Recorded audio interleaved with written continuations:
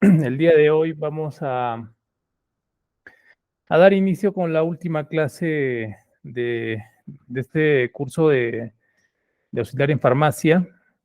Bueno, ya 4 sesiones han ido pasando de manera muy rápida y bueno, esperando de que hayan podido ver, comprender los aspectos de la farmacología, la importancia y de que haya despertado el interés por querer comprender un poco más a fondo esta ciencia, ¿no? Que es muy bonita, que es un poco amplia, pero que con el fortalecimiento de las bases podemos comprenderla.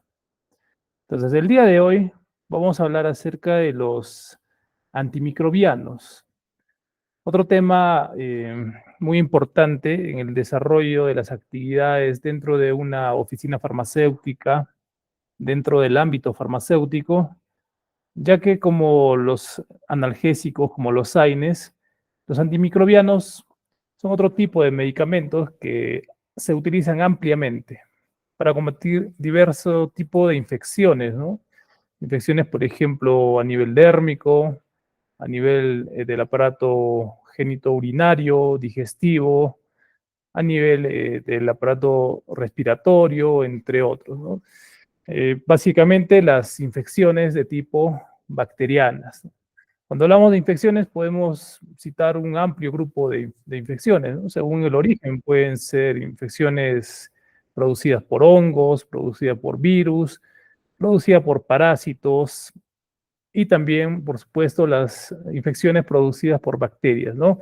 En este caso y en este tema vamos a ver aquellas infecciones producidas por bacterias, ¿no? Netamente, porque son una de las infecciones más comunes o un tipo de infecciones más comunes, ¿no? Las infecciones bacterianas. Nosotros vivimos rodeados de microorganismos de todo tipo, ¿no? Podemos en el ambiente encontrar hongos, podemos encontrar parásitos microscópicos, podemos encontrar virus y por supuesto también bacterias. Es más, las bacterias son microorganismos que tienen una antigüedad en la Tierra mucho más que la propia vida del ser humano.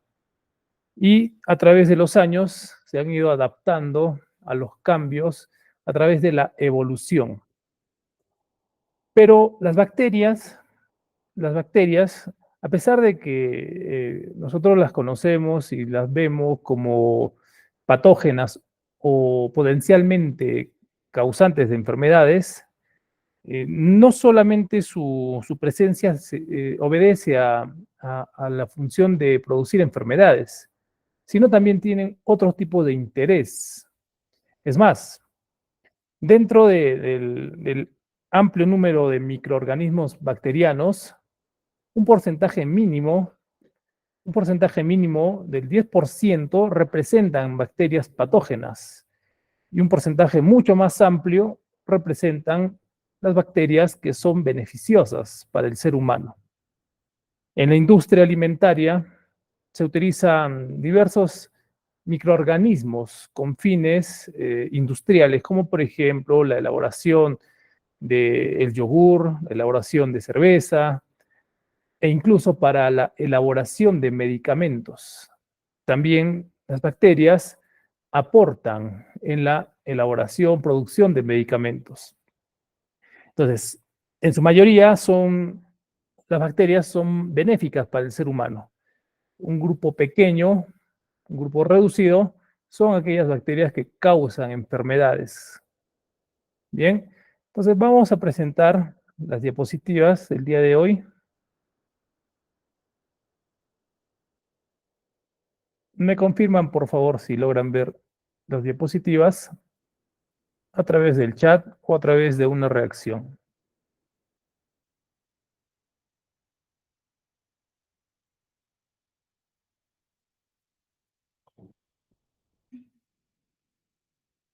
Bien, entonces vamos a ver el tema de farmacología de los antimicrobianos.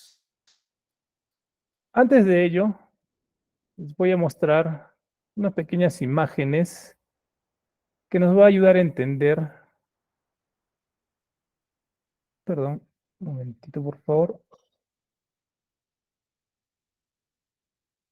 Aquí está. Muy bien.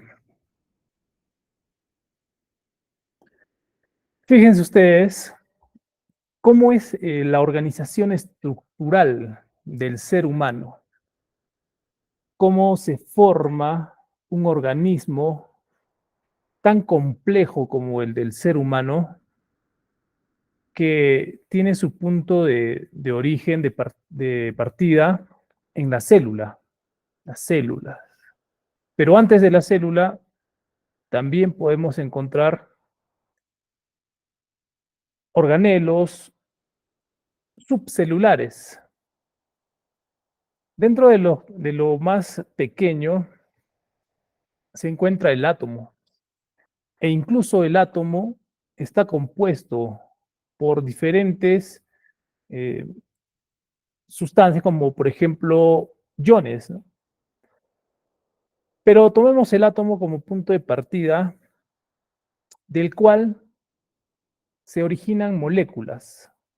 Cuando tenemos o juntamos más de dos átomos, podemos generar moléculas. Y una molécula, cuando se va haciendo más grande, es decir, cuando se agrupa, da lugar a la formación de macromoléculas.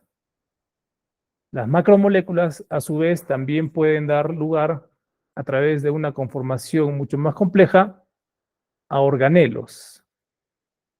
Y el conjunto de organelos va a dar lugar a una célula. ¿Y qué es la célula? La célula es la unidad mínima, anatómica, funcional, fisiológica del ser humano.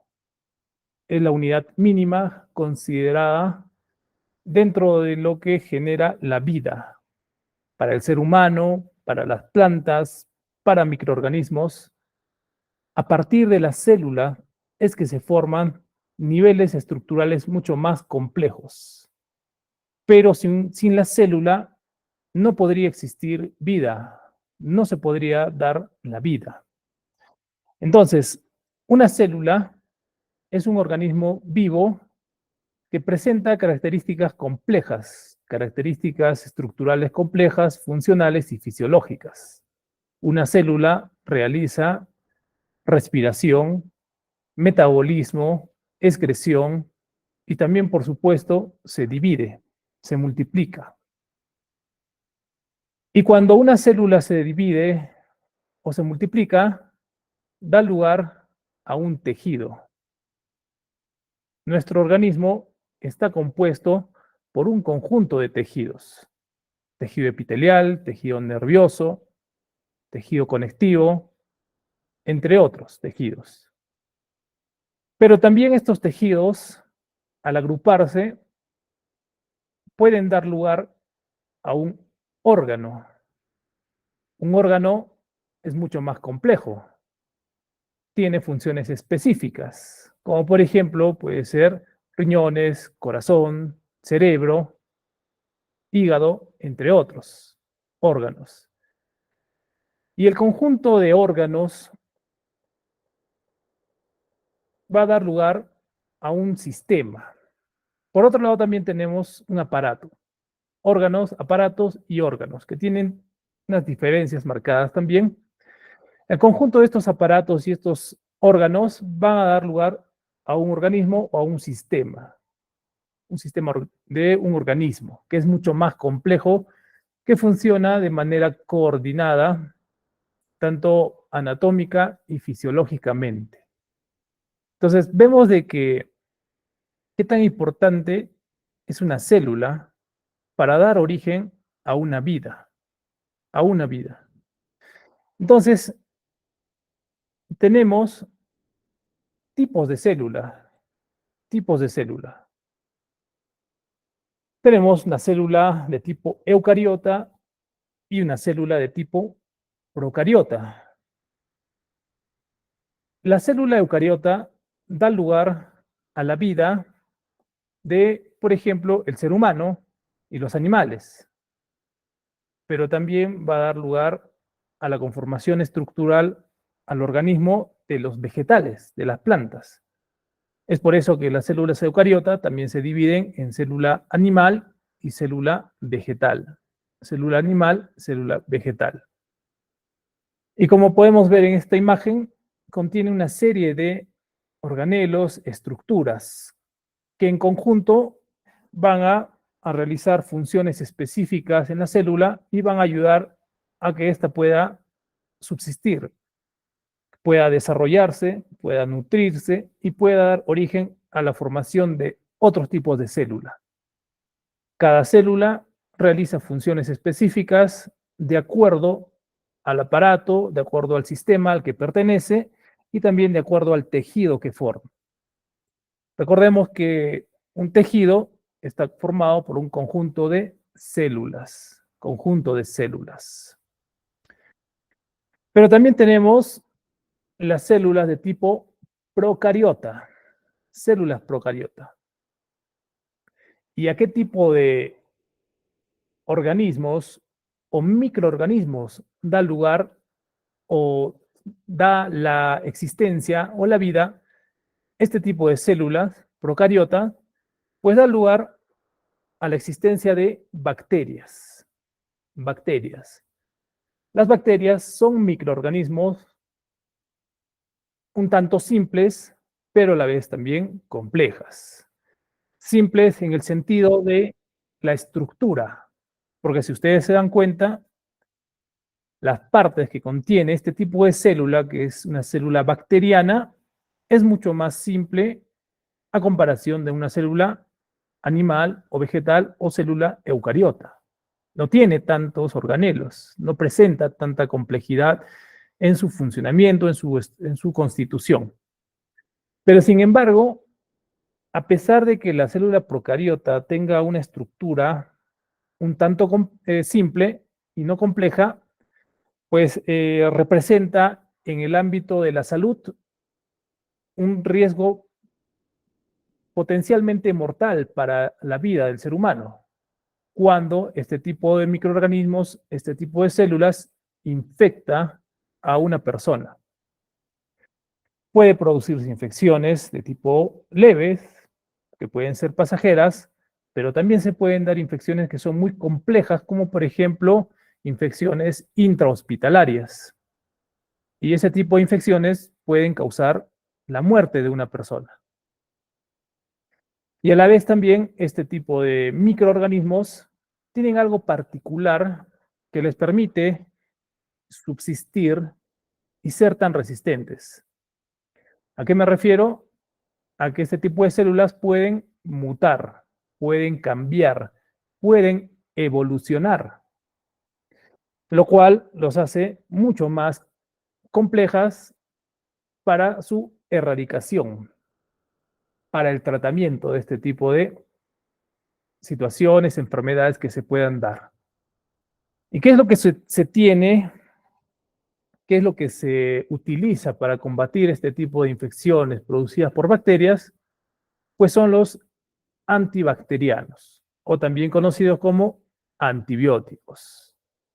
Recordemos que la creación o el descubrimiento del primer antimicrobiano fue dada por Alexander Fleming, ¿no?, de manera casual en su laboratorio.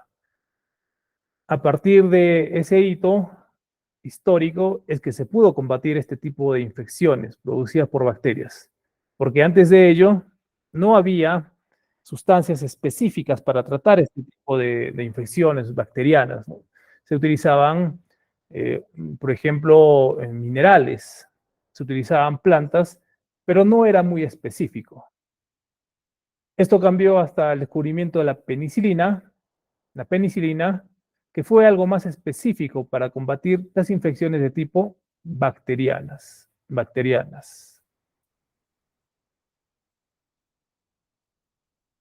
Bien, entonces con esta introducción vamos a hablar acerca de los microorganismos o las bacterias. Las bacterias como hemos podido ver, son microorganismos. ¿Por qué? Porque son microscópicos. No las podemos ver a simple vista, a pesar de que se encuentren en el ambiente o a pesar de que podamos tener nosotros una infección a nivel dérmico o a otro nivel, en la cual vamos a sentir las manifestaciones, las molestias, pero no vamos a poder observar el microorganismo porque es muy pequeño. Para ello vamos a necesitar el uso de un microscopio. El microscopio nos ayuda a poder observar a un microorganismo. Pero es más, a pesar de que observemos al microscopio una muestra bacteriana, no vamos a poder identificar una estructura específica, sino estructuras que van a ser como guías para poder conocer e identificar el tipo de microorganismo, ¿no? Así como podemos ver en esta imagen, vemos que hay una serie, parecen como una especie de unos gusanitos pequeños, ¿no? No tienen una forma muy definida, pero sin embargo es lo que se observa al microscopio cuando se analiza una muestra, ¿no? Una muestra. Según el tipo de célula al cual pertenece, las bacterias se encuentran dentro de las células procariotas. Procariotas. Este tipo de células se caracterizan porque presentan una pared celular, una membrana celular, presentan un citoplasma y presentan material genético que está disperso en el citoplasma. Todas estas partes las vamos a ver en las siguientes láminas. Algo característico también en las bacterias es de que son organismos unicelulares sencillos. Sencillos por su estructura. Y unicelulares porque están formados por una sola célula, que pueden agruparse y dar la apariencia de que son muchas células, puede ocurrir, pero no deja de ser una célula. En cambio, nuestro organismo, el organismo humano, el organismo animal o el organismo vegetal, está compuesta por muchas células, por varias células. Somos pluricelulares. Entonces, las bacterias están compuestas por una célula y esta célula es una célula de tipo procariota. Procariota. Y cuando decimos microorganismos nos referimos a que son organismos pequeños. El tamaño de una bacteria puede oscilar entre 0,1 a 10 micrómetros. Micrómetros es una cantidad pequeñísima, pequeñísima, muy pequeña, que como les indicaba, no puede ser vista a simple vista, sino por el uso de un microscopio. Una de las bacterias más pequeñas son las que pertenecen al género Clamidia y Rickettsia. Clamidia y Rickettsia. Justamente la imagen que estamos viendo aquí son muestras de Clamidia y Rickettsia. ¿Y qué tamaño tienen estas bacterias que son una de las más pequeñas? Pues tiene un tamaño de 0,1 a 0,2 micrómetros de diámetro. 0,1 a 0,2 micrómetros de diámetro. Es bastante pequeña. Esa también es una de las características por las cuales las bacterias son tan potencialmente causantes de enfermedades, por el tamaño microscópico que tienen. Ese tamaño permite que puedan ingresar fácilmente al organismo cuando la estructura, la constitución de nuestro organismo se encuentra dañado. Por ejemplo, cuando ocurre una herida, un corte, cuando ocurre un contagio. También, por ejemplo, cuando se da un proceso inflamatorio que no se ha recuperado y que al pasar los días se ha ido empeorando. Entonces, al estar las bacterias en el ambiente, y por supuesto también nosotros en nuestro organismo tenemos bacterias, pues estas bacterias aprovechan el daño que está sufriendo nuestro organismo para causar una enfermedad. Una enfermedad. Ahora, estas bacterias, a la vez también, se reproducen rápidamente, se multiplican rápidamente por división. Por división, lo cual hace también de que puedan ser mucho más patógenas, es decir, que la enfermedad que van a producir sea mucho más grave, la multiplicación acelerada. A diferencia de las células eucariotas, no se dividen tan rápidamente estas células eucariotas, pero sí las bacterias se multiplican y se dividen rápidamente, rápidamente. Cuando llegan al torrente sanguíneo, ¿no? Imaginemos una infección a nivel de la piel. ¿Qué es lo que va a ocurrir? Va a haber una edematización, enrojecimiento, los signos cardinales de la inflamación, pero también va a aparecer otras manifestaciones, como por ejemplo va a aparecer la presencia de la conocida coloquialmente como pus, ¿no? Que no es más que otra cosa que glóbulos blancos que han fagocitado o se han comido a las bacterias y han explotado, ¿no? Esa es la famosa pus. Ahora, ¿qué pasa cuando esta infección aumenta? La capacidad de los glóbulos blancos ya no es suficiente. Entonces, esta infección va proliferando, va ingresando a mayor profundidad del organismo y llega al torrente sanguíneo. Y en el torrente sanguíneo, de igual manera que los medicamentos, se puede trasladar a diferentes partes de nuestro cuerpo y causar una septicemia, una infección generalizada, ¿no? Entonces, ese tamaño microscópico permite atravesar las barreras más fácilmente y poder causar una infección mucho más grave, ¿no? Potencialmente mortal. Ningún tipo de infección bacteriana puede ser tomado como algo simple o ligero. Son potencialmente mortales, ¿no? Si se diseminan, es decir, si contaminan varias partes de nuestro cuerpo, varias estructuras, pueden resultar potencialmente mortales.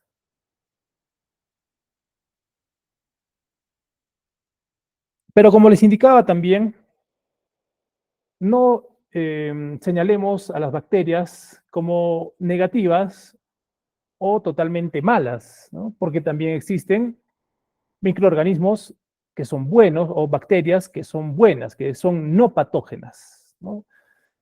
El término patógeno significa que puede causar enfermedad. Bien, entonces les había indicado de que un grupo pequeño son microorganismos patógenos, es decir, pueden causar enfermedades, ¿no?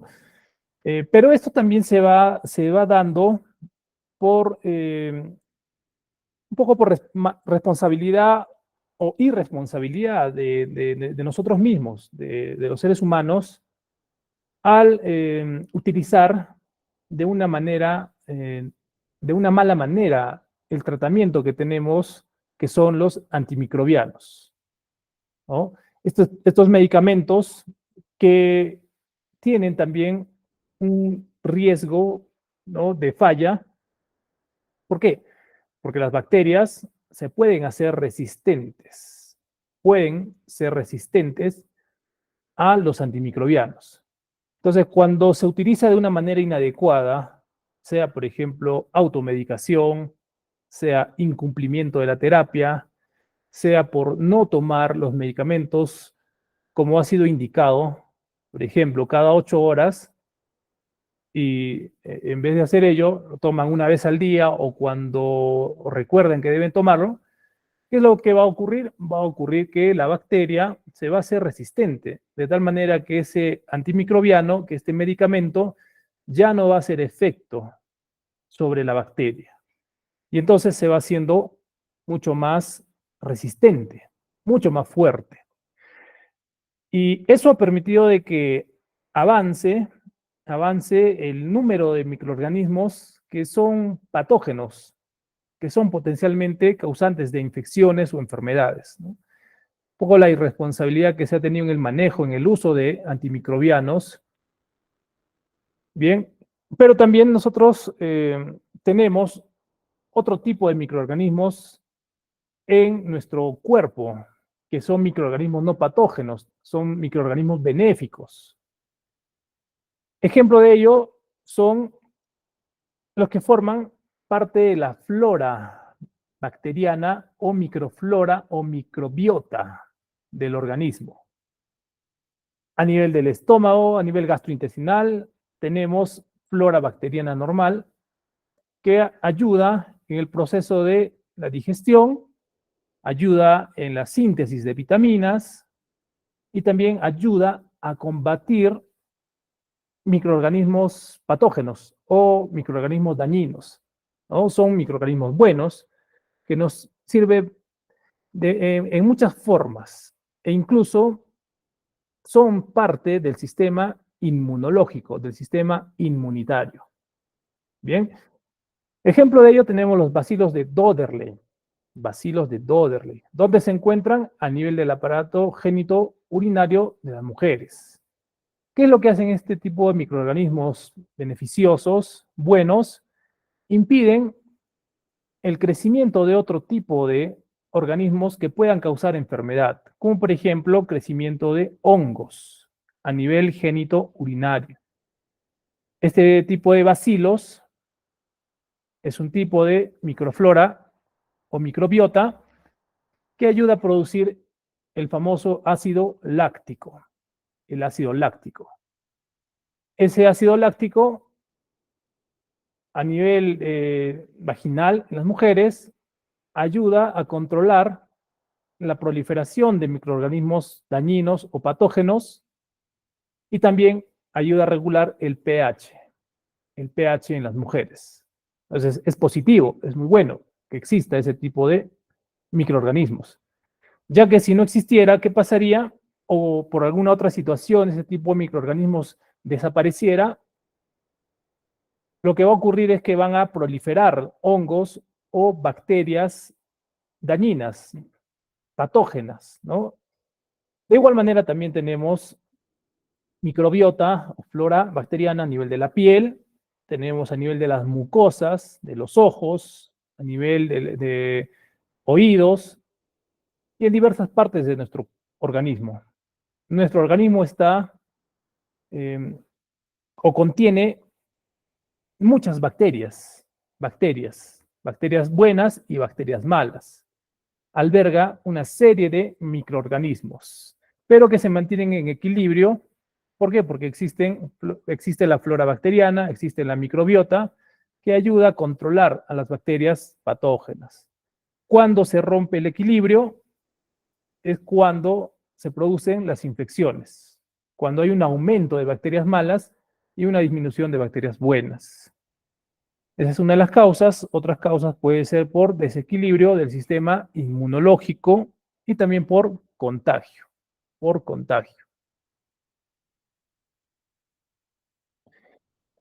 Entonces, vamos a ver, para poder entender cómo es que los antimicrobianos, los medicamentos antibióticos, antibacterianos, actúan sobre una bacteria, una célula bacteriana, primero debemos ver cuáles son los componentes que presenta esta bacteria, esta célula procariota, porque va a ser ahí donde los antimicrobianos van a actuar, ¿no? Aquí en esta imagen vemos una serie de estructuras, de componentes de la célula procariota, como por ejemplo cápsula, una cubierta externa que le da mayor capacidad de resistencia y mayor capacidad de producir infección. Vemos que también tiene una pared celular, que vendría a ser una recubierta que está antes a la cápsula, ¿no? Una cubierta que también le da una protección y le da una forma. También vemos que presenta una membrana celular que es la que se encuentra mucho más próxima al medio interno o intracelular, que también rodea a la bacteria y le brinda una protección. Por otro lado, también vamos a ver que tiene ribosomas. Este tipo de inclusiones, los ribosomas, En la bacteria se encargan de algo muy necesario, que es la producción de proteínas, para que se puedan formar las estructuras como membrana, pared celular, cápsula, entre otras. Es necesario que exista la presencia de ribosomas. También encontramos la presencia de ADN, del ADN, ácido desoxirribonucleico. Este ADN en la célula bacteriana se encuentra disperso en el citoplasma. ¿Y por qué es importante el ADN? Porque contiene la información genética. Y también esa información que se encuentra en el ADN le ayuda a la bacteria a poder evolucionar, a poder mutar, a poder cambiar. De tal manera de que ello le da la capacidad de sobrevivencia frente a los antimicrobianos. De manera coordinada, el ADN va a realizar la función de síntesis proteica junto a los ribosomas. También podemos ver que tiene otro tipo de estructuras, como por ejemplo un flagelo, que es como una especie de una cola que le permite movimiento a una bacteria. Esta estructura le da mayor capacidad de poder infectar un organismo, porque lo hace más móvil, más fácilmente deslizable hacia el lugar de infección. También podemos encontrar que contiene fimbrias o pelos que le permite adherirse a los tejidos. Contiene también mesosomas, plasmidos, entre otros. Cuando hablamos de estructura bacteriana, vamos a ver de que existen estructuras obligadas y estructuras facultativas. Las estructuras obligadas son aquellas que se encuentran presentes en todas las bacterias. Y las estructuras facultativas son aquellas que se encuentran presentes en algunas bacterias, pero no en otras. ¿Por qué ocurre esto? Porque todas las bacterias no son iguales. Comparten algunas características, pero no son exactamente iguales. Son muy variables y muy complejas, como habíamos dicho, en su conformación también, ¿no? En su conformación, en su fisiología. Entonces, ¿cuáles son las estructuras que están presentes en todas las bacterias? Vamos a encontrar que en todas las bacterias existe pared celular. Ahora, existen también excepciones. Como todo, excepción en la regla, existen también excepciones. En la mayoría existe pared, pero hay un grupo de bacterias que no presenta pared celular. Es un solo grupo nomás. Por ejemplo, la bacteria que causa la tuberculosis, ¿no? Mycobacterium tuberculosis, no presenta pared celular, es la excepción. Y también los micoplasmas, ¿no? Que pertenecen al mismo género, no presentan pared celular, pero todas las demás sí presentan pared celular. Otra estructura obligada es la membrana celular. Esta estructura sí está presente en todas las bacterias. Membrana celular. Otra estructura son los ribosomas, presentes en todas las bacterias. Ribosomas, ADN, también presente en todas las bacterias. Y aquellas que son facultativas, es decir, aquellas que solo están presentes en algunas, están presentes en algunas y no en otras, por ejemplo, puede ser la presencia de la cápsula. Cápsula, algunas bacterias la tienen y otras no. Cápsulas, fimbria, flagelo, entre otras, que están presentes solo en algunas bacterias. Entonces, la presencia o no de estos componentes facultativos va a influir en la capacidad de causar una infección. Porque estos organelos adicionales, estas estructuras adicionales, le ayudan a la bacteria, por un lado, a ser resistente y por otro lado, a poder causar mayor infección. o de manera mucho más fácil. Entonces, vamos a ver las estructuras que están relacionadas al mecanismo de acción de los antimicrobianos o de los antibióticos. Dicho de otra manera, vamos a ver dónde actúan los antibióticos, cómo actúan, pero para ello antes debemos conocer esas estructuras. Una de las estructuras que está presente en todas las bacterias, salvo excepción, que les había indicado, es la pared celular. Pared celular. Veamos aquí en la imagen de la célula bacteriana. ¿Dónde se encuentra esta pared celular? Aquí está la pared celular, que es lo que forma una cubierta protectora de la célula. Bien, una cubierta protectora de la célula. La pared celular es un elemento obligado, ¿no? Porque está presente en todas, salvo excepción, y es la que se encuentra de manera más externa, como estamos viendo, ¿no? Si nosotros obviamos esta cápsula, porque no está presente en todas, vamos a ver de que se encuentra la pared celular. Pared celular. Es la estructura más externa que le brinda una cubierta, una protección, que es de manera rígida, ¿no? La pared celular. Y algo importante es que esta pared celular le va a conferir o le va a dar la forma peculiar que va a tener la bacteria. La forma peculiar de la bacteria. Bien. ¿De qué está compuesto esta pared celular? En su mayoría está compuesto por péptido glicano o péptido glucano. Está compuesto por péptido glicano o péptido glucano. Es el componente mayoritario. Pero también contiene la pared celular, contiene lipoproteínas y se encuentra en el medio este peptidoglucano de la doble cadena de fosfolípidos, ¿no? Como podemos ver acá, la pared. Ahora, ¿por qué es importante conocer la pared celular? ¿Cuál es la importancia de la pared celular en el estudio de los antimicrobianos?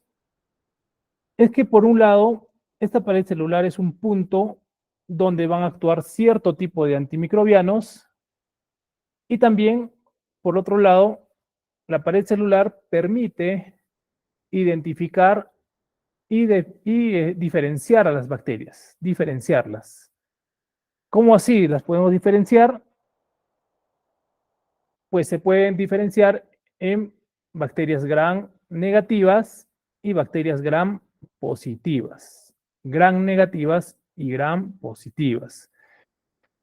A pesar de que tienen parecido, no son iguales las bacterias gram positivas de las bacterias gram negativas. ¿Y por qué se llaman así? Gram. Esto se debe a un científico que identificó que tenían diferencia las bacterias en cuanto a la pared celular y que se podían clasificar mediante una prueba que se llama la tinción de Gram. Tinción de Gram.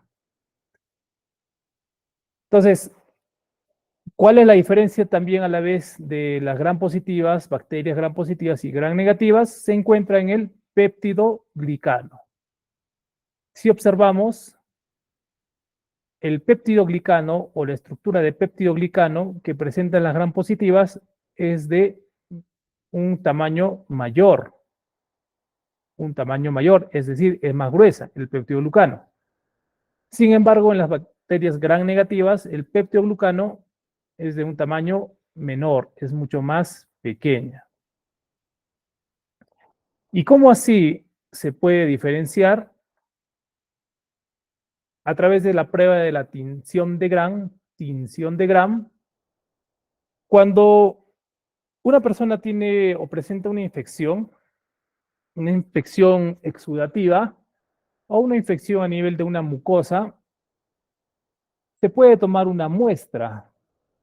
Esta muestra se analiza en el laboratorio y una de las primeras técnicas para poder identificar al organismo causante es la tinción de Gram. ¿En qué consiste esta tinción de Gram? Consiste en someter esa muestra, ese exudado, que pudiera ser, por ejemplo, orina, pudiera ser saliva, pudiera ser una secreción en las vías respiratorias, podría ser algún otro tipo de secreción, consiste en someterla a una serie de colorantes. Colorantes. Por ejemplo, el cristal violeta. Es este de acá, cristal violeta, Lugol, alcohol acetona y safranina. Entonces, se tiene la muestra y se somete a cada colorante. Cada colorante. Se le adiciona el cristal violeta a la muestra, se lava con agua destilada, luego de un minuto se adiciona el Lugol, se hace un lavado, se le adiciona posteriormente el alcohol acetona, se le hace un lavado y se le adiciona la safranina y se le hace un lavado. ¿Y qué es lo que se observa al final de este proceso? Se observa al microscopio o también, en este caso sí se observa la coloración a simple vista de la muestra, ¿no? Al final del proceso. Si la muestra queda de un color medio rosa, medio rosado, medio rosa, medio fucsia, hablamos que se trata de una bacteria gram negativa. Pero si la coloración final es de un color violeta, medio morado, hablamos que se trata de una bacteria gram positiva. Bacteria gram positiva. Ahora, ¿por qué la diferencia en la coloración? Justamente por esto, por el tamaño del péptido glicano, por el tamaño que presenta el péptido glicano. Entonces, esta prueba de la tinción de Gram permite diferenciar bacterias Gram positivas y bacterias Gram negativas. Y en el organismo, ¿qué importancia tiene ello? La importancia es de que al conocer que una bacteria es Gram positiva, se puede deducir que de repente se trata de una bacteria como un estreptococo, un estafilococo, y este tipo de bacterias causa infecciones a nivel respiratorio mayormente. Sin embargo, si se trata de una bacteria gram negativa, se puede tratar de una bacteria que causa infección a nivel urinario, a nivel del aparato urinario, o también se puede dar la situación de que pueda causar una infección a nivel del tracto digestivo. Entonces, para poder tener una primera idea de qué tipo de microorganismo está causando la infección, es que se realiza la tinción de Gram. Y a la vez también los antimicrobianos, los antibacterianos, tienen utilidad para cierto tipo de bacterias. Tienen mayor utilidad de repente para bacterias gram positivas, por ejemplo el caso de la amoxicilina, mayor utilidad para bacterias gram positivas, pero menor utilidad para bacterias gram negativas. Sin embargo, si se trata de una bacteria gram negativa, se podrá utilizar o preferentemente tener a uso el antimicrobiano, por ejemplo, ciprofloxacino, ¿no? Conociendo esto, conociendo esta diferenciación entre las bacterias gram positivas y gram negativas. Por ello es importante conocer, ¿no? Saber qué función y cómo está compuesto la pared celular. Pared celular. Por otro lado, también tenemos a la membrana citoplasmática. Membrana citoplasmática. Volvamos al dibujo, a la estructura. ¿Y dónde encontramos la membrana? Está debajo de la pared. ¿qué función cumple la membrana? La membrana también ayuda a proteger a la célula bacteriana, es decir, actúa como una barrera, pero no es una barrera tan rígida como el caso de la pared, ya que la membrana va a permitir el ingreso y la salida también de ciertos compuestos o componentes que vengan del exterior y también que puedan salir hacia el exterior. Recordemos que a nivel de membrana también se encuentran receptores farmacológicos. Entonces, al igual que la pared, la membrana celular también es un punto donde van a actuar los antimicrobianos. ¿Dónde van a actuar los antimicrobianos? La membrana citoplasmática también es una estructura obligada, porque está presente en todas las bacterias. Y está formado por fosfolípidos, ¿no? Lípidos unidos a un grupo fosfórico que rodea a la célula. A la vez también presenta proteínas, glucoproteínas, glucosa, y unido a proteína, los receptores. Ahora, esta membrana citoplasmática, como les dije, no es una estructura rígida, sino es flexible y también ayuda a la comunicación que va a establecer la bacteria con el medio exterior.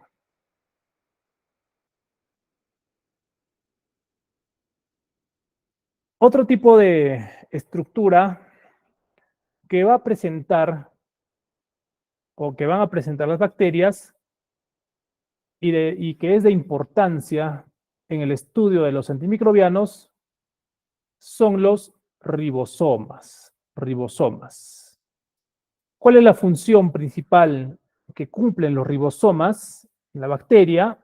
Y no solo en la bacteria, sino también en nuestras células, pues es la síntesis de proteínas. Síntesis de proteínas. Cuando hablamos de síntesis, nos referimos a la formación de proteínas. Formación de proteínas. Y las proteínas son moléculas que dan lugar a las estructuras.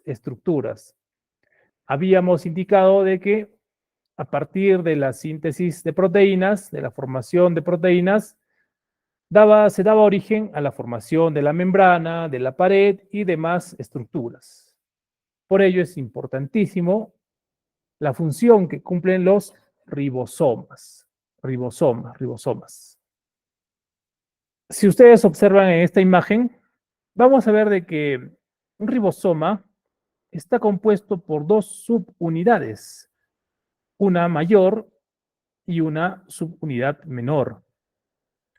Y que casi por en medio está transcurriendo en este gráfico una especie de una cinta, ¿no? Una especie de una cinta. Pero eso en sí representa a un fragmento o una cadena de aminoácidos. Aminoácidos. ¿Y qué es lo que van a formar esta cadena de aminoácidos? Van a formar proteínas.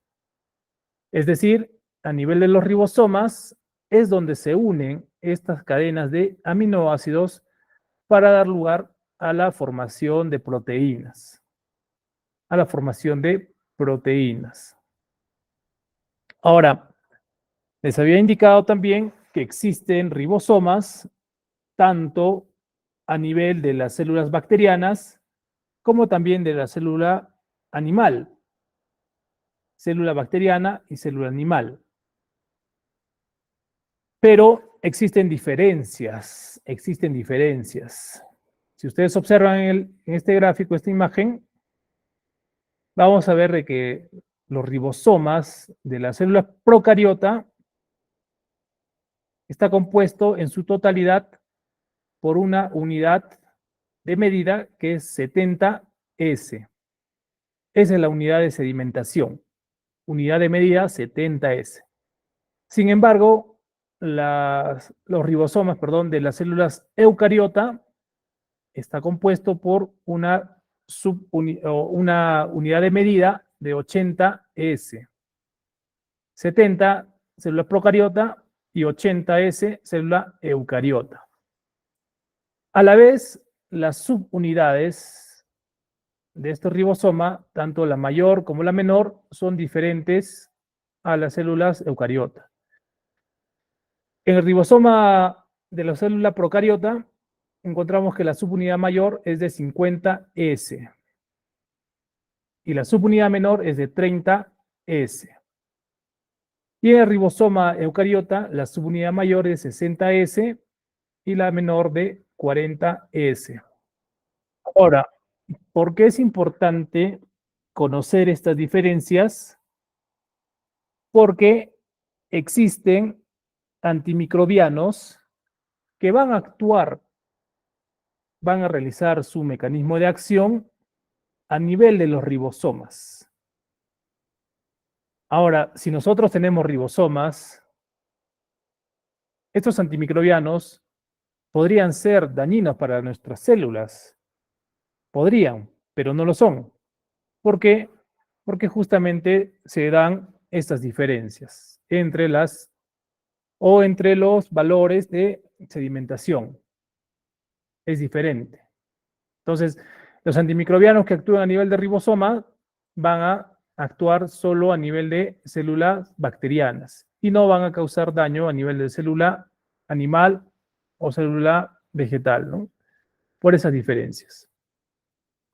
Entonces, recordemos que los ribosomas tienen como función principal la síntesis de proteínas. Síntesis de proteínas.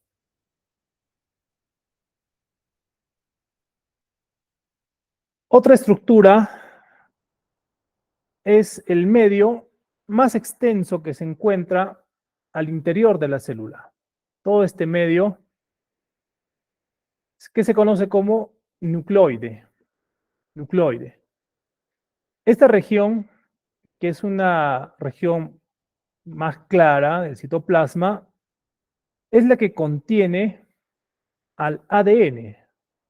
El ADN, el ácido desoxirribonucleico o el material genético, en esta bacteria se encuentra disperso en todo este espacio, ¿no? En el espacio, y ese espacio donde se encuentra disperso es el nucleoide. Nucleoide. Ahora, ¿por qué es importante conocer este material genético? Porque a partir de este material genético es que se le da o es que tiene sus particularidades, sus características propias las bacterias. Este material genético tiene la información tanto para el funcionamiento, para la estructura y también para la evolución, para la mutación de una bacteria. El material genético es también lo que le da la vida a una bacteria, le da la vida. Y les había indicado que también interviene de manera conjunta con los ribosomas para la síntesis de proteínas. Y también el material genético es importante, ¿por qué?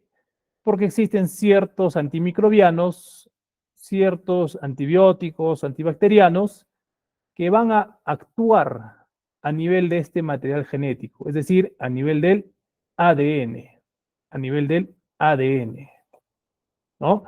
Entonces, es importante diferenciar e identificar esos componentes, esas estructuras.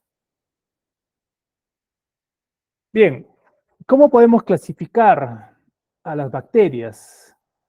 Existen diversas formas, diversas maneras de poder clasificarlas, ¿no? Una de ellas es lo que hemos estado viendo en base a la coloración que resulta del proceso de la tinción de Gram, ¿no? Podemos clasificarlas como Gram positivos y Gram negativos. Gram positivos y Gram negativos. También se puede clasificar de acuerdo al tamaño, ya que van a existir diversos microorganismos con tamaños muy similares, ¿no? También se puede identificar de acuerdo a la forma que toma esta bacteria. Puede ser una forma circular, en cuyo caso se conoce como coco. Puede ser una forma de bastón, en cuyo caso se le conoce como bacilo. Puede ser también una forma de espiral, en cuyo caso se le conoce como espirilo o espirales. También existe una forma que es parecida a una gota o una lágrima, la cual se conoce como vibrio. Ejemplo de bacterias en forma de coco, por ejemplo, están los streptococos, estafilococos. Forma abastonada, por ejemplo, los bacilos, bacilo de Koch. Forma espiral está, por ejemplo, la bacteria que causa sífilis, Treponema pallidum, Treponema pallidum. Forma de vibrio o de gota o de lágrima, por ejemplo, el vibrio cholerae, la bacteria que causa cólera, ¿no? Vibrio cholerae. Ahora, estas formas que adoptan las bacterias, habíamos indicado que son unicelulares, pueden agruparse, pueden unirse y dar formas mucho más complejas, adquirir una disposición espacial. Por ejemplo, pueden dar origen a cadenas, a cúmulos, tétradas, letras chinas, entre otros. Aquí justamente veamos que una bacteria circular o de forma coco puede unirse a otra y dar lugar a un diplococo. Dos cocos unidos. Y ahora si se forman más, si se unen más y dan una forma como de una cadena, a esta forma, a esta disposición espacial se le conoce como estreptococos. Y esto también se pueden hacer más complejo, se pueden unir muchas más y dar lugar a una formación de tipo racimo de uvas o también conocida como estafilococo. Pueden también dar lugar a tétradas, unión de 4 cocos, o zarcinas de más de 4. Ahora, ¿por qué se agrupan? Se agrupan con el objetivo de producir mayor virulencia, ser más resistentes y también ser más patógenos. Otro ejemplo, el caso de los bacilos, forma de bastón. De manera aislada, formas de bastón, ¿no? Pero también se pueden unir y dar lugar a un diplobacilo.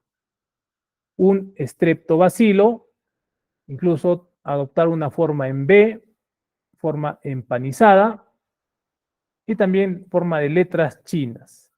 Cuando se identifica una muestra y se observa al microscopio, tienen forma de letras chinas, ¿no? Obviamente que no es exactamente como una letra china, sino que tiene el parecido, ¿ah? Tiene parecido. No es que la bacteria quiera comunicarse en chino, ¿no? Sino es que adopta esa forma. Y también, por ejemplo, en el caso de los espirilos, ¿no? Los espirilos, vibrios y cocobacilos incluso, ¿no? Que son parecidos a un coco con un bacilo, ¿no? Otra manera de poder clasificar a las bacterias es de acuerdo al tipo de respiración. Pueden ser aerobias o pueden ser anaerobias. Aerobias quiere decir que necesitan el oxígeno para poder realizar la respiración celular. Y anaerobias quiere decir que realizan proceso de respiración celular, pero en ausencia de oxígeno. Un ejemplo de esto es lo que ocurre cuando nosotros nos hacemos una herida, o muchas veces se utiliza el peróxido de hidrógeno, o más conocido como agua oxigenada, ¿no? Agua oxigenada. ¿Y qué pasa cuando utilizamos el agua oxigenada en una herida? Se forma como una especie de burbujas, ¿no? Como espuma, burbujas. Esto se debe a que nosotros en el organismo tenemos una enzima llamada catalasa. Catalasa. Y esta enzima lo que hace es romper la estructura del agua oxigenada, de tal manera que se liberan eh, bastantes moléculas de oxígeno. Y estas moléculas de oxígeno, ¿qué es lo que van a hacer?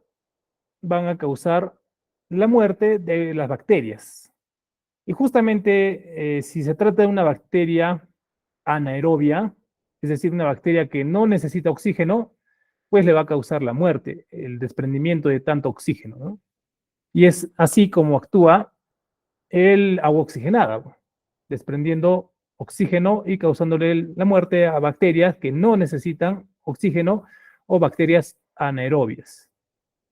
Pero también puede causar cierto daño a nivel del tejido, ¿no? Cierto daño a nivel del tejido, incluso a nivel de la sangre, con lo cual en muchos casos, muchos autores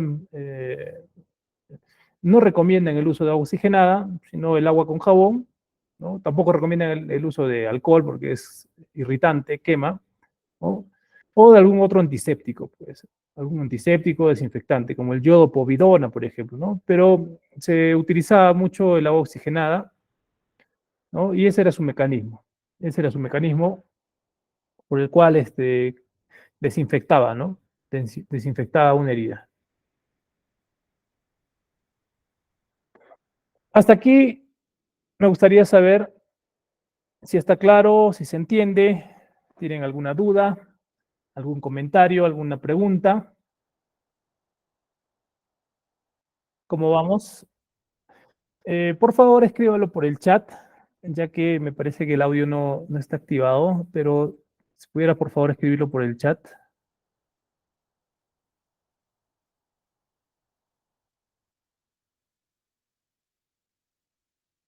Una herida, que se puede lavar, eh, primero con agua y jabón, ¿no? Y después utilizar una solución desinfectante, como les indicaba, el yodo povidona, ¿no? Yodo povidona, ¿no? Y dependiendo del grado, del tipo de herida, hay que cubrirle en muchos casos, en otros casos no necesita. Eh, Debemos de tener cuidado siempre de que no se infecte más, ¿no? Porque cuando nosotros nos hacemos una herida, esa herida representa una puerta de ingreso para muchas bacterias que se encuentran en el ambiente. Entonces, si no se tienen los cuidados necesarios de la herida, puede proliferar las bacterias y causar una infección mayor, una infección mucho más grave, ¿no? Y eso puede ir aumentando. Siempre en el caso de heridas, si son heridas profundas, es necesario que se haga una adecuada limpieza y también se realice una suturación, ¿no? Y también, por supuesto, la desinfección y el uso de antimicrobianos para evitar la infección, ¿no? Siempre debemos de tener mucho cuidado con las heridas, ¿no? Por más pequeñas que sean. ¿Cómo saber cuándo hay una infección urinaria? ¿Cuándo hacen análisis de orina? ¿No? Muy buena pregunta. Vamos a hablar un poquito, a ver, adelantándonos a lo que viene. Las infecciones de tracto urinario son infecciones bastante frecuentes, en su mayoría en mujeres. ¿Y por qué en mujeres? ¿Por qué? Por la anatomía. La uretra de la mujer es mucho más pequeña que la uretra del varón. La uretra es un conducto por el cual se elimina la orina. Entonces, al ser tan pequeña o más pequeña la uretra de la mujer, permite que con mayor facilidad puedan ingresar bacterias del exterior, bacterias que están circulando por el meato urinario a nivel vaginal, o bacterias que puedan ingresar, por ejemplo, por contaminación de las prendas, manipulación, el uso de objetos, entre otras. Entonces, esa es una de las causas por las cuales, en su mayoría, las mujeres son más propensas a sufrir infecciones urinarias que los varones. Otras causas también se dan por situaciones de anatómicas, como por ejemplo algún problema a nivel renal, ¿no? Que impida el correcto funcionamiento de los riñones. Entonces, esos problemas anatómicos hacen de que se produzcan infecciones urinarias. Hay otras situaciones que también pueden ocasionar infecciones urinarias, como por ejemplo inhibir la micción, ¿no? Si una persona tiene deseos de miccionar y no lo hace, ¿qué es lo que ocurre? Las bacterias proliferan, crecen en la orina que se está reteniendo y causan una infección, ¿no? Entonces, este tipo de infecciones tienen manifestaciones bastante características, como por ejemplo la poliuria, ¿no? Es decir, que la persona que tiene una infección urinaria frecuentemente está miccionando, frecuentemente, en pequeñas cantidades. No termina de miccionar completamente. También se presenta dolor al miccionar, ¿no? Dolor al miccionar, ardor, malestar. Ahora, este tipo de infecciones urinarias son de carácter ascendente, es decir, ingresan a través del meato urinario, la uretra, pueden llegar a la vejiga y pueden ascender hacia los riñones. Cuando se produce una infección a nivel de la uretra, se conoce como uretritis, que puede ser causado por bacterias como la Escherichia coli o puede ser causado por otro tipo de bacterias como por ejemplo la Neisseria gonorrhoeae, clamidia. Pero específicamente la que va a causar una infección urinaria va a ser la Escherichia coli. Y esta bacteria puede llegar hacia la vejiga. Y cuando llega hacia la vejiga, se conoce como una cistitis. Cistitis. Es ahí donde se produce el síndrome urinario, ¿no? La poliuria, polaquiuria, ¿no? Orina bastante, orina con dolor, y muchas veces también es una orina concentrada con un olor desagradable. Posteriormente a ello, si no se establece un tratamiento, puede llegar hacia los riñones, en cuyo caso se conoce como una pielonefritis. Pielonefritis. Una pielonefritis ya es una infección peligrosa, una infección delicada. ¿Por qué? Porque puede llegar o llevar a una persona al hospital, puede llevarlo a emergencia e incluso puede ocasionar daños graves a nivel de los riñones, a nivel de la estructura de los riñones, y si llega al torrente sanguíneo puede causar una septicemia, la muerte de la persona. Entonces, es de mucho cuidado este tipo de infecciones, ¿no? Para ello se debe establecer tratamiento antimicrobiano, ¿no? Tratamiento antimicrobiano, identificando la bacteria a través de un examen de orina y también a través de un cultivo, ¿no? Cultivo. Eso también vamos a hablar un poco de qué se trata, ¿no? Un cultivo bacteriano. Bien, ¿alguna otra pregunta? ¿Alguna otra duda? ¿Cuántos grados sobreviven las bacterias? No existe una temperatura estándar para todos, pero, por ejemplo, en el caso del agua, ¿no? ¿Por qué hervimos el agua? Justamente para eliminar las bacterias, eliminar bacterias, ¿no? Cuando el agua hierve a los 100 grados, ¿no? Se eliminan las bacterias, se eliminan las bacterias. En el organismo se dice que cuando se encuentra una temperatura de 39 grados, también las bacterias se van eliminando. Son situaciones diferentes. Habíamos hablado que la temperatura elevada en el organismo, aparte de que es un sistema de defensa, también puede ocasionar daños en el organismo, ¿no?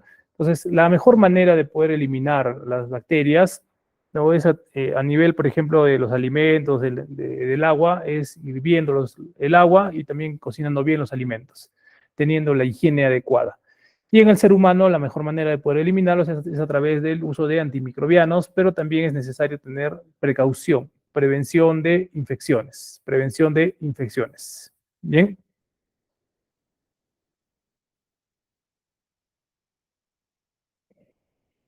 Vamos a tomar un minutito, por favor, para volver.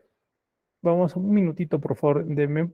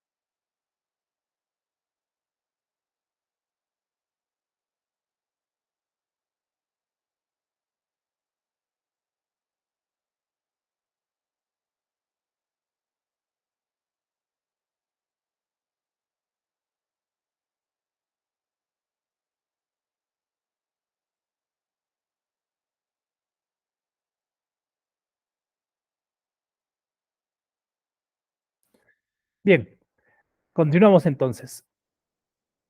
Ahora vamos a hablar acerca de los antibióticos y quimioterápicos. Antibióticos y quimioterápicos. ¿Qué son los antibióticos y qué son los quimioterápicos?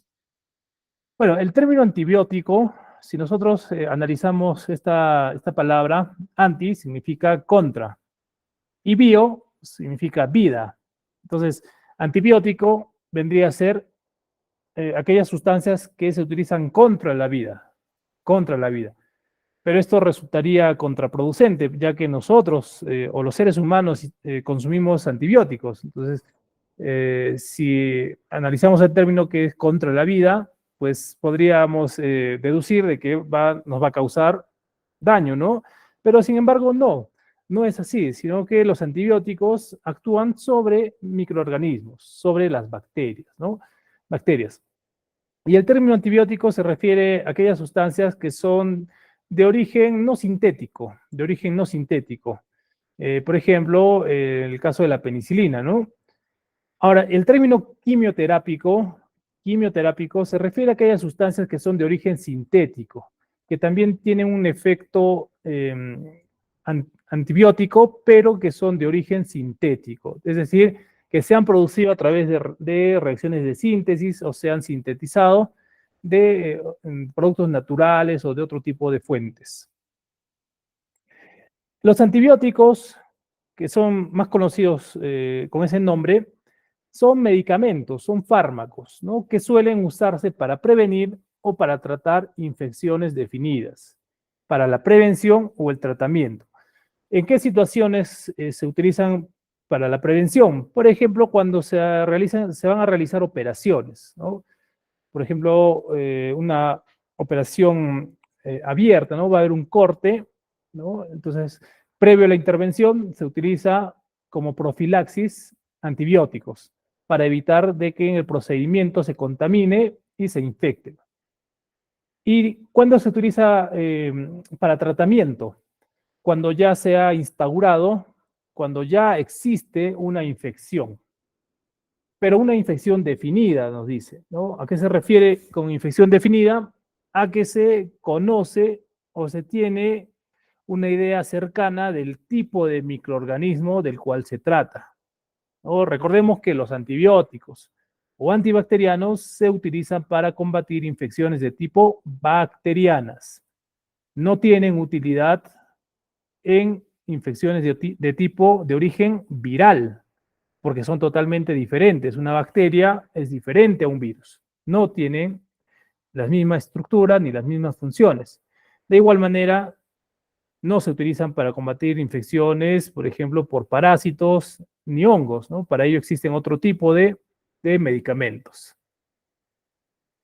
Ahora, es importante de que cuando se utiliza un antibiótico, un antibacteriano, uno de los puntos claves para que se pueda combatir adecuadamente una infección es identificar adecuadamente al tipo de microorganismo que está causando la infección, ya que los antibióticos actúan sobre microorganismos o bacterias específicas. Entonces, cuando se conoce, cuando se identifica el tipo de bacteria, pues se hace un uso más adecuado, más correcto de los medicamentos. Es por ello que cuando ocurre o cuando se da una infección, lo que se recomienda o lo que recomienda la literatura es que se identifique a la bacteria, lo primero. ¿Y cómo se identifica una bacteria? A través de los exámenes, como por ejemplo la tinción de Gram, ¿no? Es uno de los exámenes que permite identificar a una bacteria. Otro tipo de examen de laboratorio en microbiología, que es lo que se hace en exámenes microbiológicos, son los cultivos bacterianos. Si ustedes observan en esta imagen, vemos un disco que se conoce como una placa, ¿no? Una placa Petri, se conoce como placa Petri, y en laboratorio de microbiología, en estos discos o en estas placas, es donde se preparan unos medios que se conocen como medios de cultivo. ¿Qué son estos medios de cultivo? Son nutrientes que permiten el crecimiento de las bacterias. De manera artificial, ¿no? Estos nutrientes, estos medios van a proporcionar las condiciones necesarias para que la bacteria pueda crecer, pueda aumentar en número. Entonces, cuando se hace esto, se está haciendo un cultivo bacteriano, cultivo bacteriano. ¿Y con qué finalidad se hace este cultivo bacteriano? Para poder identificar a la bacteria, ¿no? Para poder identificarla. Se toma un poco de este cultivo y se observa el microscopio, se puede realizar la tinción de Gram o se puede realizar otro tipo de exámenes, otro tipo de pruebas más específicas que nos van a ayudar a identificar o que ayudan a identificar a la bacteria, ¿no? A la bacteria que está causando la infección, que está causando la infección, ¿no? A eso se le conoce como cultivo bacteriano, cultivo bacteriano. ¿Y para qué se debe identificar a la bacteria? ¿Cuál es el propósito de identificar a una bacteria? Es que se utilice antibióticos o medicamentos de manera más específica, más específica. Recordemos que las bacterias, cuando no se combaten adecuadamente, ¿qué es lo que ocurre? Se vuelven o se hacen resistentes. Ahí es donde se presenta la famosa resistencia bacteriana. Resistencia bacteriana. Ojo que la resistencia bacteriana es una situación bastante delicada, bastante compleja. Se pronostica que en el año 2050 va a existir una resistencia tan grande a los antibióticos que va a ser una de las principales causas de muerte, ¿no?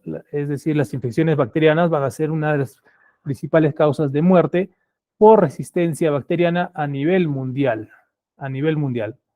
Existen, existen bacterias que son resistentes a todos los antibióticos, a muchos antibióticos.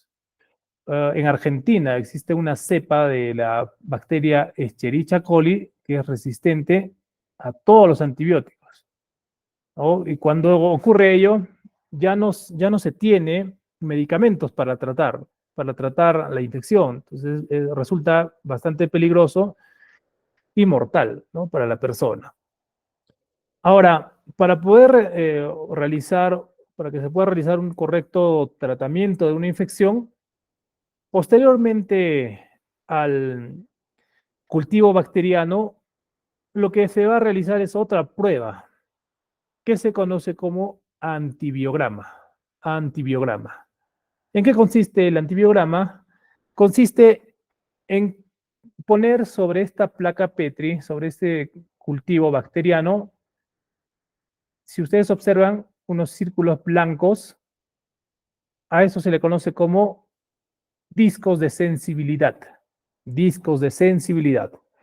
¿Y qué contienen estos discos de sensibilidad? Contienen antibióticos de diferentes tipos, antibióticos de diferentes tipos. Por ejemplo, puede ser aquí amoxicilina, por aquí puede ser acitromicina, por aquí puede ser ciprofloxacino, por aquí puede ser ceftriaxona, puede ser amicacina, que son antibióticos, de tal manera de que cuando se enfrenta o se pone en contacto un antibiótico con el medio de cultivo, se va a observar si alrededor del antibiótico crece o no crece las bacterias, ¿no? Existe o no la presencia de bacterias, ¿no? Entonces, si alrededor de un disco, de estos discos de sensibilidad, alrededor de este antibiótico que se está poniendo en contacto con el medio de cultivo, la bacteria no crece, significa de que el antibiótico está haciendo efecto, está eliminando a la bacteria, ¿no? Está haciendo efecto. Pero sin embargo, si la bacteria crece alrededor de este antibiótico, de este disco, eso quiere decir que este antibiótico no tiene efecto sobre la bacteria, no está haciendo efecto. O, dicho de otra manera, la bacteria se está haciendo resistente o es resistente a ese antibiótico. De esa manera es que se puede conocer la sensibilidad que presentan los antibióticos sobre la bacteria y se puede seleccionar el tipo de antibiótico más adecuado y menos tóxico para el tratamiento de una infección. Eso es lo que comúnmente se debería hacer o es lo correcto para el tratamiento de antibiótico, pero el problema que se presenta es que este tipo de procesos demora entre 3 días a 5 días. Y también este proceso no es un proceso que sea económico, resulta un gasto. Y muchas veces el gasto es mayor al beneficio. Y es por ello que no se hace en todos los casos, sino que se realiza en situaciones específicas, como por ejemplo cuando, a pesar de que se haya utilizado antibióticos que sean potentes, no se ha suprimido la infección.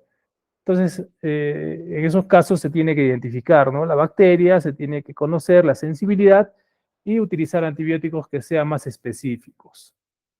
Cuando se presentan infecciones anómalas por bacterias que son difíciles de tratar también, cuando no hay recuperación del paciente, también se realiza ese tipo de exámenes, ¿no? Bien, ¿cómo es que se clasifican los antibióticos, los fármacos antibacterianos, los antibióticos? ¿Cómo se clasifican?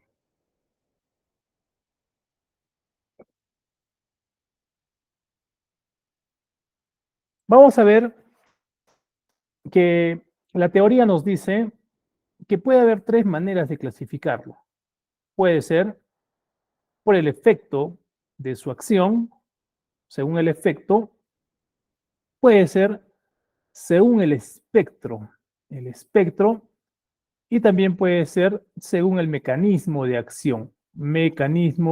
acción, es decir, cómo actúa, ¿no? El medicamento, pero en este caso es sobre la bacteria, no es sobre el organismo humano, sino sobre la bacteria, sobre la célula bacteriana, sobre la célula bacteriana. Entonces veamos, según según el efecto de su acción, ¿no? Los fármacos antibacterianos pueden ser de 2 tipos, según el efecto que va a tener sobre la bacteria. Pueden ser bacteriostáticos o pueden ser bactericidas. Bacteriostáticos o bactericidas.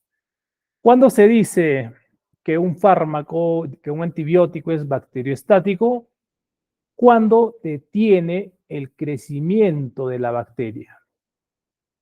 Recordemos que cuando una bacteria infecta un organismo, se divide, se reproduce rápidamente y aumenta en número rápidamente. Y eso ocasiona de que la infección sea progresiva, que se vaya complicando, ¿no? Entonces, los fármacos bacteriostáticos, los antibióticos bacteriostáticos, lo que van a hacer es detener ese crecimiento. Entonces, cuando no ocurre el crecimiento, el sistema inmunológico lo que va a hacer es atacar más fácilmente a las bacterias. Los glóbulos blancos, el sistema inmune, va a poder destruir a esas bacterias, ¿no? Ese es el efecto bacteriostático. Y por otro lado tenemos el efecto bactericida, en cuyo caso el medicamento, el fármaco, causa la muerte, la destrucción o la lisis de la bacteria. Y esta acción también se puede complementar con el sistema inmunológico, ¿no? En ambos casos, tanto el efecto bacteriostático o bactericida se puede complementar con el sistema inmunológico, ¿no? Entonces, el efecto del antibiótico del medicamento puede ser bacteriostático o puede ser bactericida, ¿no? Bacteriostático o bactericida. ¿Qué medicamentos vamos a encontrar? Vamos a encontrar dentro de estos grupos, ¿no? Bacteriostáticos y bactericidas. Aquí había un pequeño error, un pequeño lapsus. Las dos listas están iguales, pero no son iguales. En realidad no deberían ser, ¿no? Esta lista corresponde a medicamentos bacteriostáticos, como por ejemplo el cloranfenicol, la clindamicina, eritromicina, lincomicina, nitrofurantoína, sulfonamidas, tetraciclina y trimetoprim. Todos estos medicamentos son bacterioestáticos, es decir, inhiben el crecimiento de las bacterias. ¿Y qué medicamentos son bactericidas? Dentro de este grupo se encuentran, por ejemplo, las penicilinas, como la amoxicilina, dicloxacilina, cefalexina, ceftriaxona. También están, por ejemplo, los medicamentos como los betalactámicos, el grupo de betalactámicos completos, ¿no? Está la vancomicina, está el meropenem, imipenem, son bactericidas, ¿no? La literatura en algunos casos indica de que el efecto bactericida o bacteriostático se puede presentar en todos los antibióticos. Eso va a depender de la dosis. A mayores dosis o dosis elevadas pueden actuar como bactericidas y a dosis bajas pueden actuar como bacteriostáticos. Entonces puede ser variable, puede ser variable. Por otro lado tenemos otra forma de poder clasificar los antibióticos según el espectro de actividad. Tenemos tres tipos de espectro que se pueden dar. Se pueden dar desde un espectro corto, o también conocido como dirigido, desde un espectro medio, o también conocido como espectro ampliado, y se puede dar también de un espectro amplio o amplio espectro. Entonces, cuando hablamos de un espectro corto, se refiere a que este medicamento que presenta el espectro corto actúa sobre un tipo específico de bacterias, un tipo específico. Por ejemplo, puede ser frente a estreptococos o estafilococos, ¿no? Ejemplo de antibiótico de espectro corto, la dicloxacilina. Y luego, si el espectro, es decir, el nivel que abarca el medicamento se hace más amplio, estamos hablando de un espectro medio. Ejemplo de un medicamento, de un antibiótico de espectro medio puede ser la penicilina. Es decir, puede abarcar un grupo mayor de bacterias, ¿no? En las cuales va a ser su efecto. Y si seguimos ampliando, estamos hablando de amplio espectro, ¿no? En la cual va a actuar frente a diversos tipos de bacterias, un gran grupo de bacterias, mucho más grande, ¿no? Tanto bacterias gram positivas como gram negativas, de diferentes tipos. Entonces, medicamentos o antibióticos de amplio espectro, tenemos, por ejemplo, la tetraciclina, las tetraciclinas y el cloranfenicol. Ahora, ¿cuál es la utilidad de conocer el espectro de un antibacteriano, de un medicamento antibacteriano?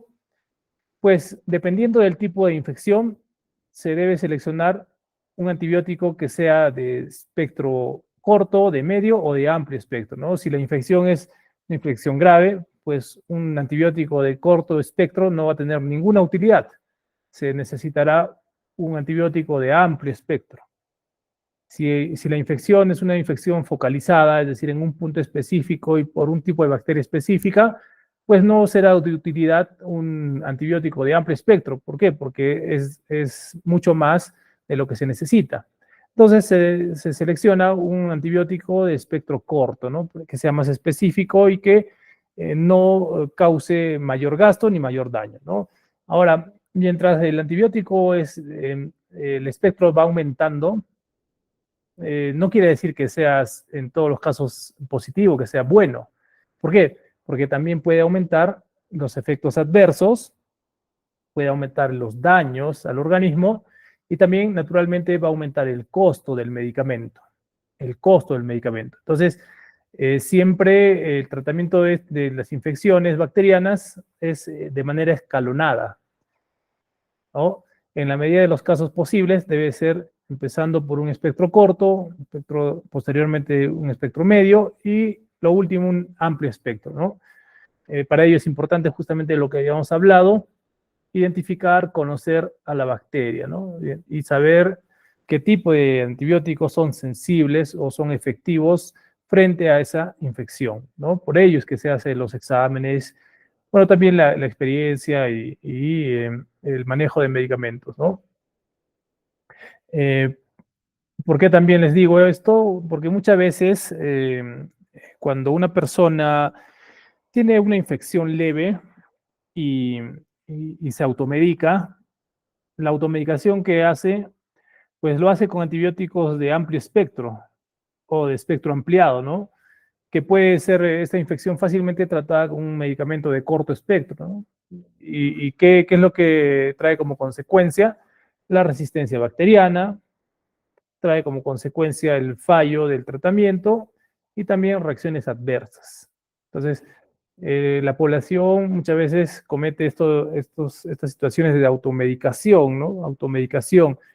Este tipo de medicamentos y antibióticos siempre debe ser bajo un esquema terapéutico adecuado, ¿no? Un tratamiento por un tiempo definido y bajo unas dosis adecuadas, ¿no? Para evitar la resistencia.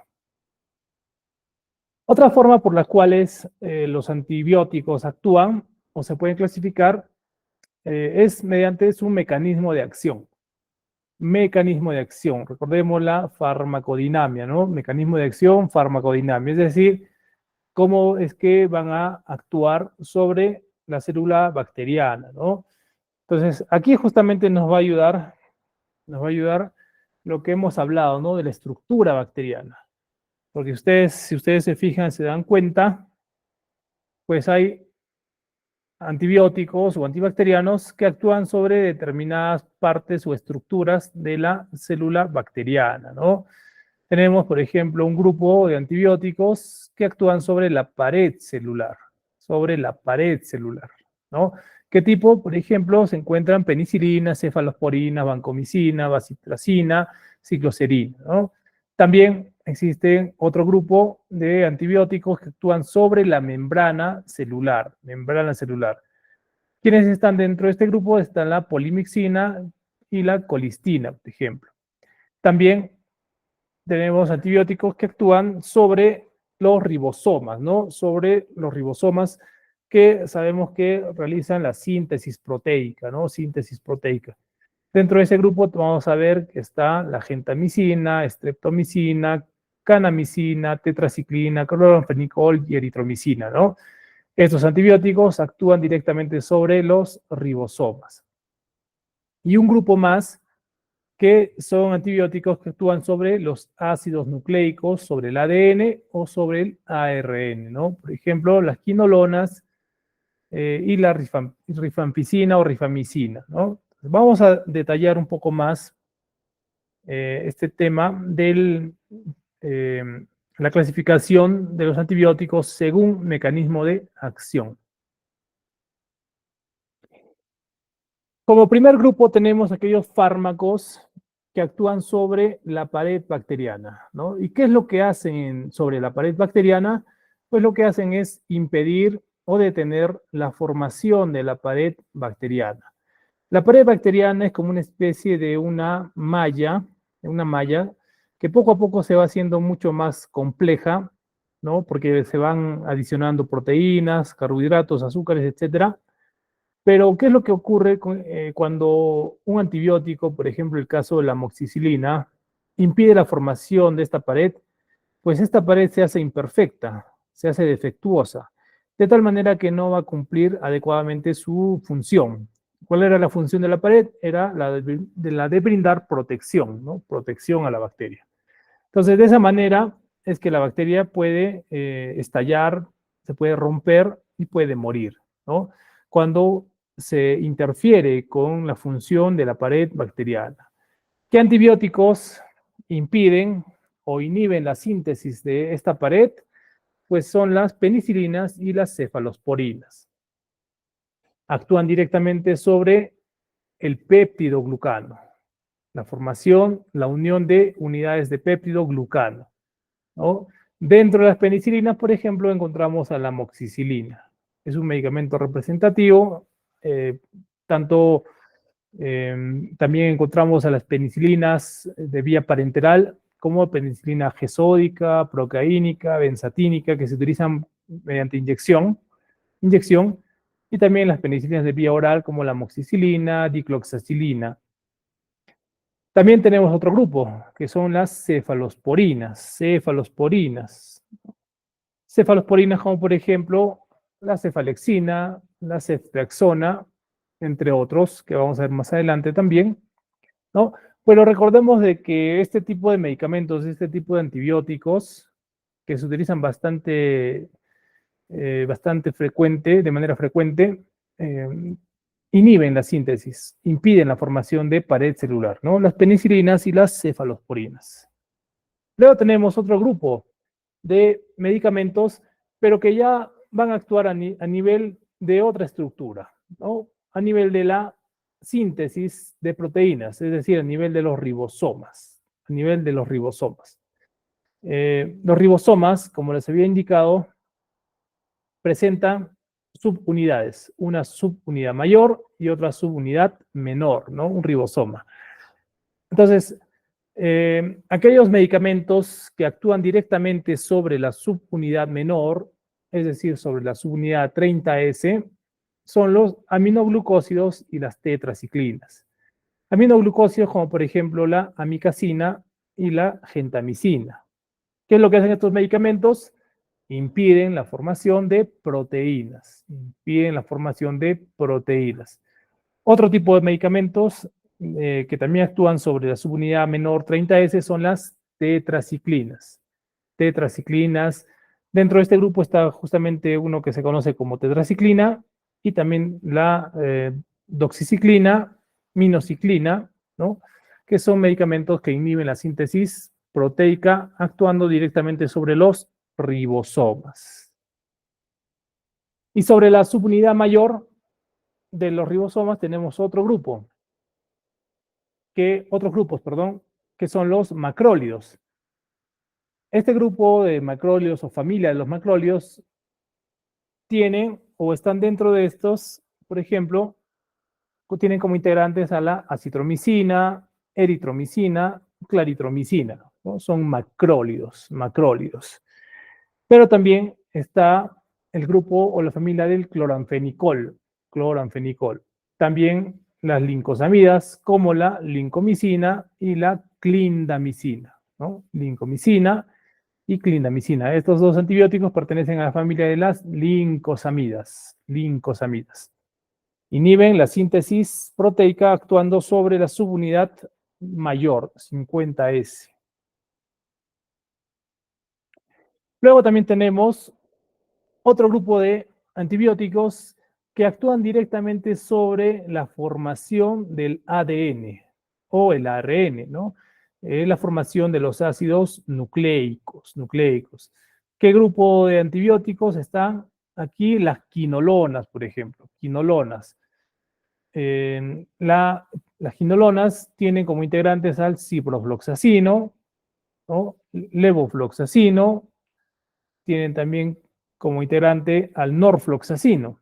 Esos son quinolonas, ¿no?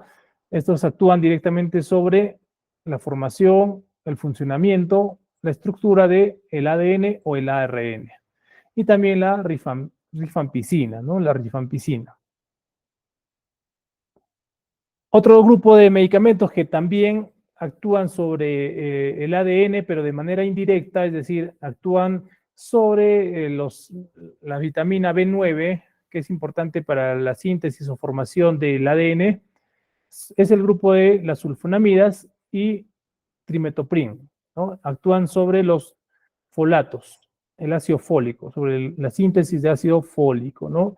El ácido fólico también es importante para la bacteria, para su desarrollo, para que pueda desarrollarse, para que pueda sintetizar el ADN, ¿no? Entonces, estos antibióticos lo que van a hacer es impedir esa formación.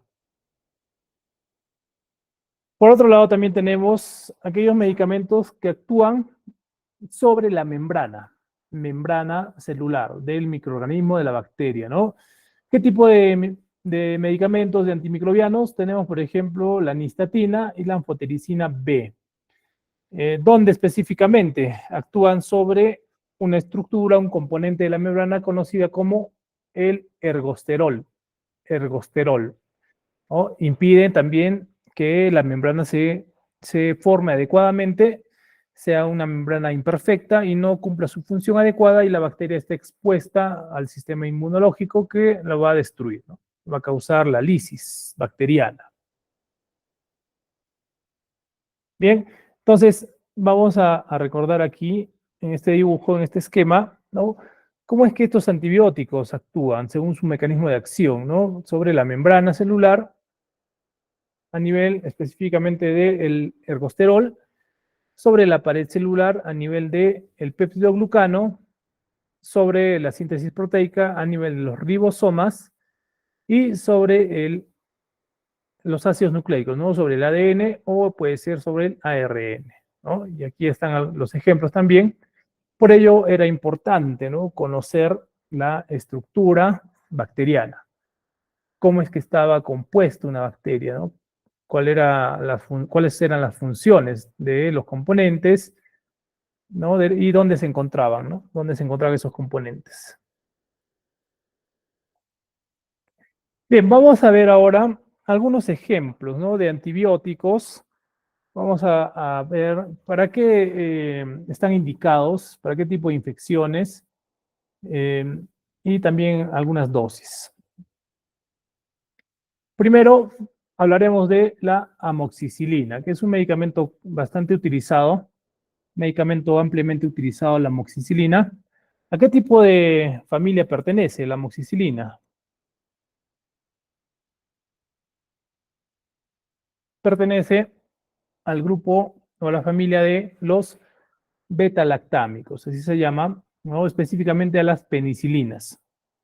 Pero la amoxicilina es sintético, penicilina sintética, ¿ya? Entonces, la amoxicilina que viene en diversas presentaciones, tanto en polvo para suspensión como en tabletas. Se utiliza para infecciones de vías respiratorias altas, como también infecciones de vías respiratorias bajas. Tenemos, por ejemplo, que se utiliza en el caso de una otitis. ¿Qué es una otitis? Es una infección que se da a nivel de los oídos. Esto especialmente en los niños, ¿no? En niños. Esta infección puede ser a consecuencia de un resfriado, de una tos, ya que hay una conexión a través de las coanas, ¿no? De las vías respiratorias con los oídos, ¿no? Entonces, cuando ocurre una infección a ese nivel, ¿no? La amoxicilina es un antibiótico de elección, ¿no? Obviamente tiene que haber presencia de bacterias, ¿no? Una infección bacteriana. Otro tipo de infección es cuando se produce una sinusitis. ¿Y qué es una sinusitis? Es una infección a nivel de la cavidad nasal, ¿no? A nivel de la cavidad nasal. Esto se produce por proliferación de bacterias, ¿no? Por proliferación de bacterias y también secreción que está infectada, secreción purulenta a nivel de la cavidad nasal. También en infecciones de tipo bronquitis aguda, ¿no? Una bronquitis aguda que es una infección a nivel de los bronquios, y esta situación cursa con bastante exudado, ¿no? Exudado de secreción, color verde amarillenta, de olor fétido, y también incluso se puede utilizar para infecciones ya no solo de vías respiratorias, sino también de vía urinaria, como por ejemplo infecciones urinarias, ¿no? Siempre y cuando sea sensible la bacteria. Infecciones producidas por Escherichia coli, es una bacteria que es la principal causante de infecciones urinarias de otra bacteria, por ejemplo el Proteus y Enterococcus susceptibles, ¿no? En esos casos, la amoxicilina está indicado. ¿Cuál es la dosis de la amoxicilina? En adultos tiene una dosis, una concentración que va desde 250 miligramos a 500 miligramos cada 8 horas, mañana, tarde y noche. En el caso de niños, la dosis se establece de acuerdo al peso, ¿no? De acuerdo al peso, ¿no? Tenemos, por ejemplo, una dosis de 25 a 50 miligramos por kilogramo de peso al día. Es decir, si el niño pesa, supongamos, ¿no? 10 kilogramos, pues se multiplica, ¿no? 25 por 10 y esto se divide entre 3, porque es en un día, ¿no? 25 por 10 vendría a ser 250 miligramos en un día. Entonces, y en un día tiene que tomar 3 veces, porque la dosis es cada 8 horas, ¿no? Entonces, 250 entre 3 se divide y esa es la dosis que debe tomar en la mañana, en la tarde y en la noche, ¿no? Dosis fraccionada. Ahora, 25 miligramos es la dosis mínima, 50 miligramos es la dosis máxima. Es un rango de dosis, ¿no? De acuerdo al peso, de acuerdo al peso. Luego, otro grupo de penicilinas son las cefalosporinas. Las cefalosporinas son una familia amplia de medicamentos que se establecen de acuerdo a al tiempo en los cuales se descubrieron por generaciones, desde primera, segunda, tercera hasta cuarta generación. Las de primera generación son más activos frente a bacterias gram positivas, cocos gram positivos aerobios. Es decir, actúan sobre bacterias gram positivas aerobios, ¿no? Por ejemplo, estreptococos, estafilococos. ¿Qué medicamentos se encuentran dentro de este grupo? Está la cefalexina, cefradina, cefadroxilo, cefazolina y cefalotina. Tanto existen por vía oral como por vía parenteral. Uno de los más utilizados y conocidos es la cefalexina, de 500 miligramos, tanto en cápsulas, en tabletas, como también tiene una presentación en polvo para suspensión. Polvo para suspensión. Luego tenemos cefalosporinas de segunda generación. A medida de que las cefalosporinas van aumentando en generación, van a tener menor actividad frente a gram positivos y van a abarcar mayor actividad frente a gram negativos, a bacterias gram negativas, ¿no? Dentro de los fármacos de segunda generación o cefalosporinas de segunda generación, tenemos al cefaclor y la cefuroxima. La cefuroxima es uno de los más conocidos de la segunda generación, bueno, también el cefaclor, que se utiliza en afecciones respiratorias que muchas veces son resistentes a las de primera generación, ¿no? Tiene menor actividad frente a estafilococos, que es un coco gram positivo, pero se va haciendo más activo frente a gram negativos los fármacos de segunda generación. Luego tenemos a las cefalosporinas de tercera generación, aquellas que tienen un espectro más amplio, y son más activas tanto contra gran positivos como también contra gran negativos, pero un poco más contra gran negativos, ¿no? Dentro de este grupo está la ceftriaxona, cefotaxima, ceftazidima. Uno de los más conocidos es la ceftriaxona, que viene únicamente para ser utilizado por vía parenteral, por inyección, ¿no? Ceftriaxona de 1 gramo en vial. Es de uso intrahospitalario porque se reserva para infecciones que son más graves, ¿no? Como les decía, el espectro es más amplio, ¿no? Tanto gran positivos como gran negativos. Luego tenemos otro grupo de antibióticos que son los aminoglucósidos. Este tipo de antibióticos solo tienen una presentación que es por vía parenteral, ¿no? Es decir, para ser aplicados mediante inyección. Dentro de este grupo se encuentra la amikacina y la gentamicina, ¿no?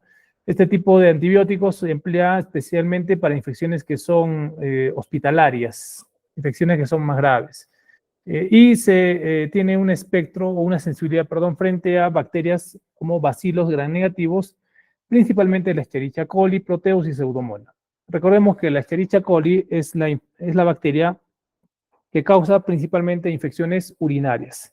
Proteus también, y la Pseudomonas, que es una bacteria bastante complicada, bastante patógena, causante de infecciones intrahospitalarias, Pseudomonas aeruginosa.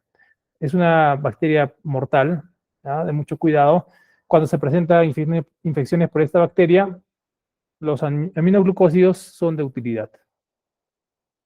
Por lo cual, se puede utilizar en infecciones de tracto urinario, endocarditis bacteriana, infecciones intraabdominales, pélvicas, infecciones de huesos y articulaciones.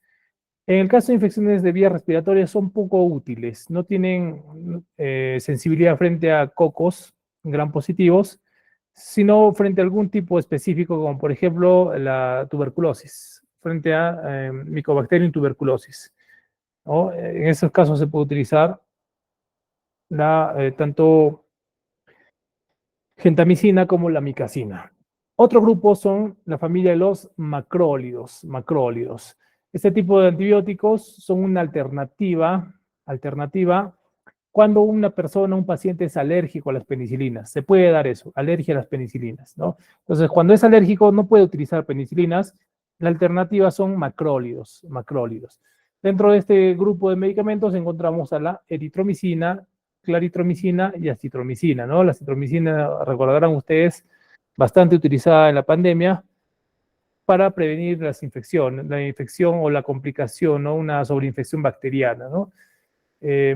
Y este tipo de medicamentos, como ya habíamos visto, actúan sobre los ribosomas, ¿no? Ribosomas. Tanto para infecciones respiratorias, infecciones genitourinarias, también infecciones gastrointestinales, pero específicas, ¿no?